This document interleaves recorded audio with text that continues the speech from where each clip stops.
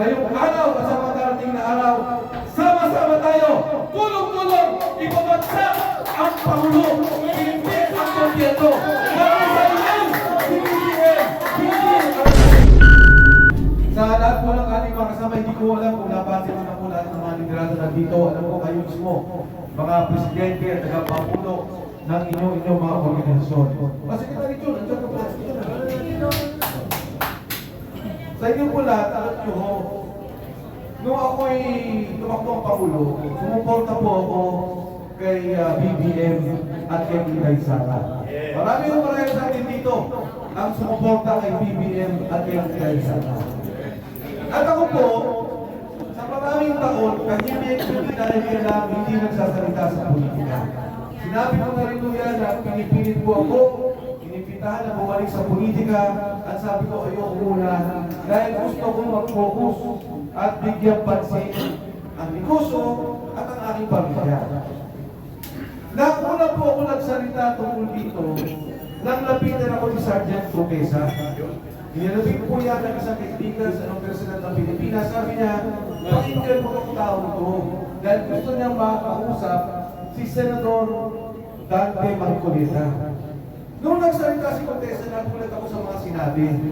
Mali-malitang salapi ang dinideliver sa bahay ni Martin Romarquez.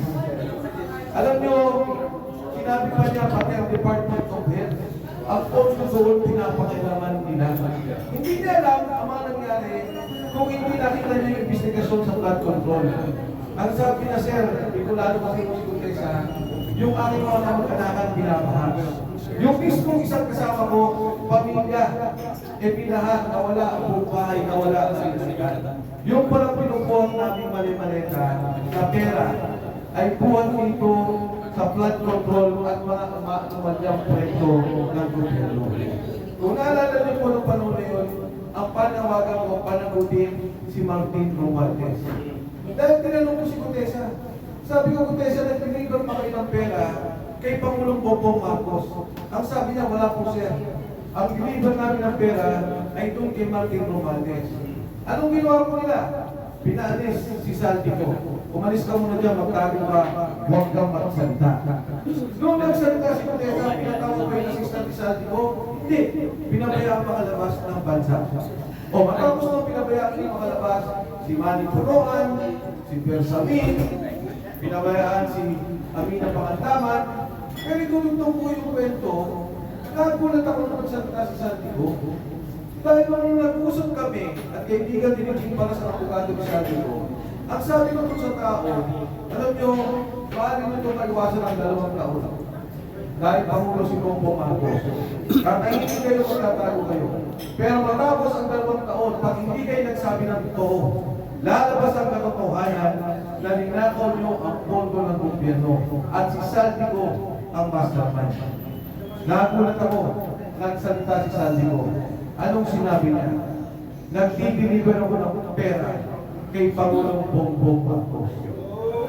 100 bilyong piso.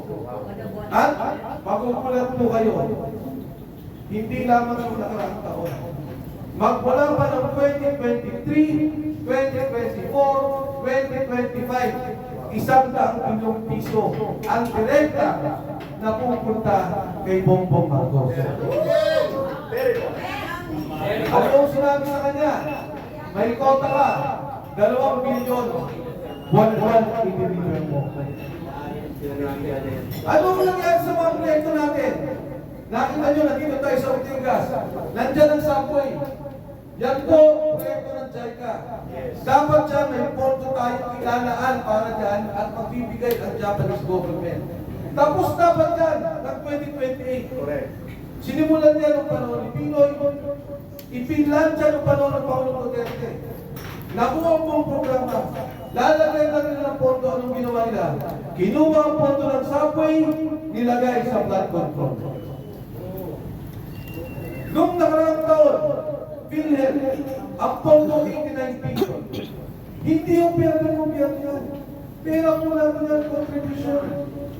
Ang ginawa ng Pangulong Duterte, sabi niya, kahit na ikaw ay senior citizen na wala ng pera, o kahit na ikaw mahirap, Tutulungan ka lang ng gobyerno maglalagay ng pera. Pero kayong mga empleyado, buwan-buwan, binabawas ng pera natin para maglagay tayo sa PhilHealth. Kaya pera po natin yan. Anong ginawa?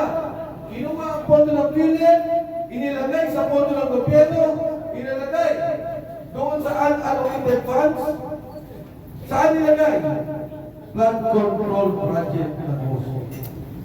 Yung PDIC pero din natin ang ipinabayad sa mga bangko. Bakit? Pagka po ang bangko nagsara, meron tayong nilagay na deposito, meron tayong insurance na pera dito. 107 million. Hindi ho nila pera yan, hindi pera ng gobyerno. Kinuha ang pondo yan, saan nilagay? Sa flood control. Kaya si Jun Esperon. Naanon? Si Jun Esperon, pinakilala to. Nina, Secretary of Defense, National Security Advisor. Ano pa? Chief of Staff.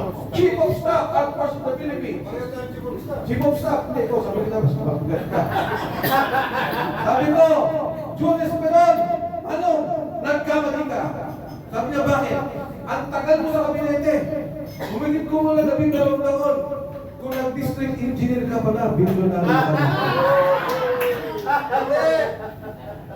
Ito po, ang nangyayari sa kanila. Yung proyekto na sabay, wala na. Pagkatapos ng 2020, naman ay ako. Yung North and South Railway, lalagyan ng pondo, wala na. Yung Mindanao Railway, mataga-Mindanao po natin ng dito. Yes. Ha?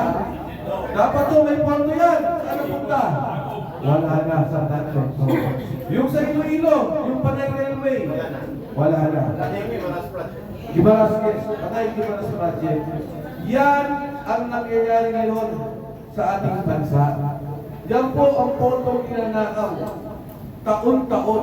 Ang sabi, siya naman ang nagsimula eh. Siya naman ang nagsabi may nakawan. Oo, sinabi niya. Pero sa katotohanan, galit ang mga tao. Dahil ang sabi noon, meron 5,000 flood control projects. Bigla ako tayong binahan ng binahan. Noong nagalit ang taong bayan, ang sabi sa imbestigahan, ang hindi niya alam, babalik sa kanya ang investigasyon. Ang hindi niya alam, yung pontong ninakaw sa flood control, pumapasok pala sa bahay niya. Sinabi ni Sandy ko, 100 billion. Sabi ni Ping Lacson, sinungaling ka, mali yan. Yung pera, ang nag-deliver, ang sabi niya, ay si Bernardo. Ibinigay kay Trikip. Sabi ni Sandy ko, Senador, mali po yan. Ibang pondo ba yan? At ang binigay kay Presidente, 52 billion pesos. Isang taon lang po yan. Kaya po ako sa konsensya, pagkatapos ng mangyari kay Contessa, hindi na ho ako nanahimik. Si Contessa ho hanggang ngayon, kinuha nila. Nasa kanila. Nagsalita sa Senado, sabi ni Contessa, hindi ko na ho kailangan ng proteksyon ng DOJ. Ako na humbala sa sarili ko. Matapos po noon, dinindig nila. Hanggang ngayon, kausap ko misis, at meron po kami prueba na dinindig nila. Pinabaligtad na nga nila eh. Pumirong panahon na hindi totoo ang sinabi niya.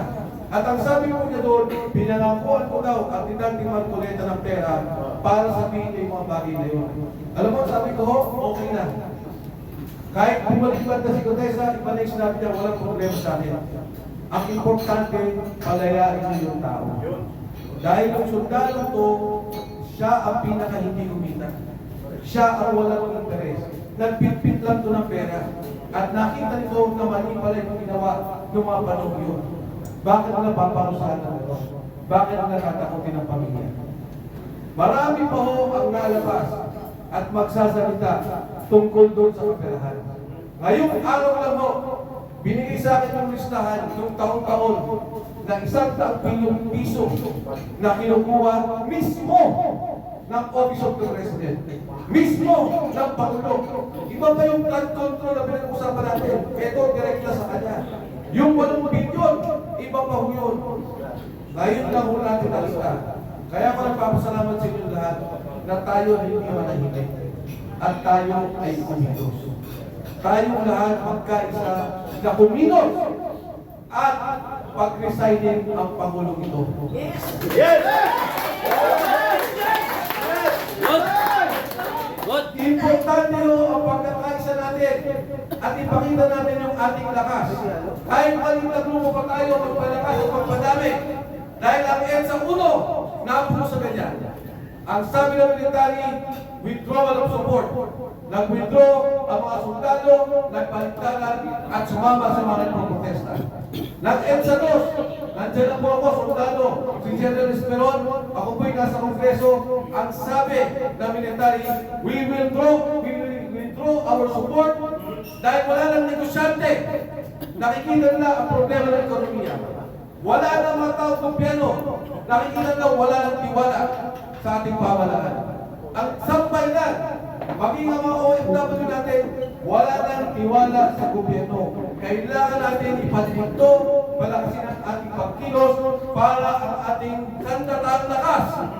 Ang mga negosyante, ang simbahan magsalita na, bumaba ka na dyan, kung nais mo ayos, ang sampay na Pilipinas.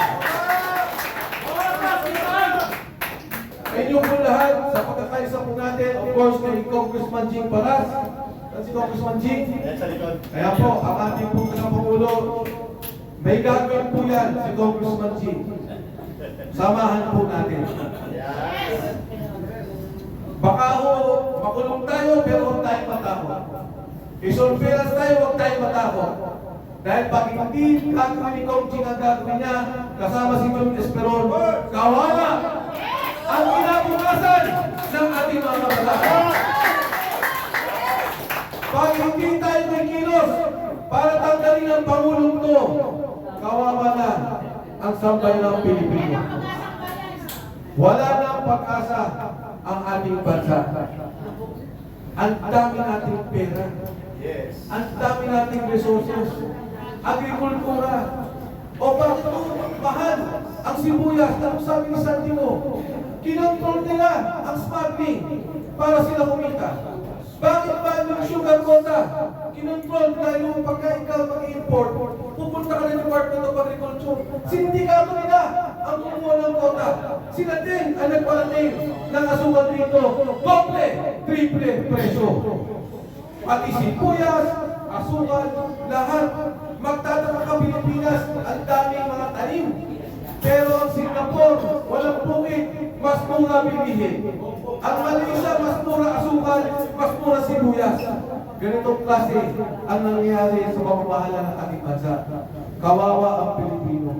Gatasan po ang pondo natin. Gatasan tayo ng katrabaho.